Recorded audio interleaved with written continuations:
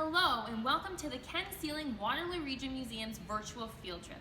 Today we're going to be talking all about what life was like 100 to 200 years ago. And 100 to 200 years ago we had three groups of people living right here in the region.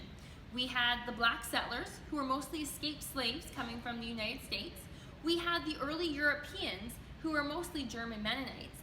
And we had the First Nations, who are the Haudenosaunee and Anishinaabe people.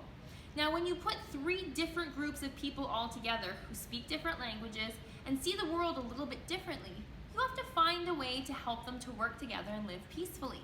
One of the ways that they would have done this is through treaties and agreements. You can see that this treaty and agreement is using written words. But you can use more than just written words to communicate. You could use something like a picture. This right here is what they call a wampum. And a wampum takes words and turns it into a picture to tell a story. So this one is called a dish with one spoon. You can see the dish is that dark circle and the spoon is that white rectangle in the center. Now, a dish with one spoon is a story all about sharing. It is between the Haudenosaunee and the Anishinaabe people. And what they were going to share was the land around them. But I want you to, for a moment, imagine your family dinner tonight with one dish and one spoon for all of you.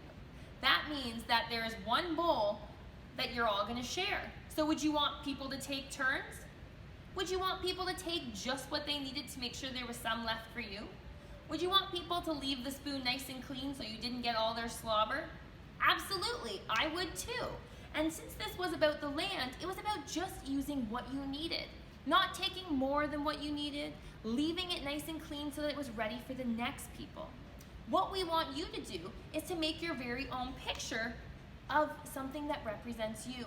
Because since this was all about pictures, you can see right over here, when the First Nations were learning to work together with the Europeans, they used pictures to sign their names. And somebody else came along and wrote the name and what it sounded like in English beside it. Maybe the animal they chose to draw was a bear because it represented healing in some cultures, while a turtle for some might be the person who cares for the land.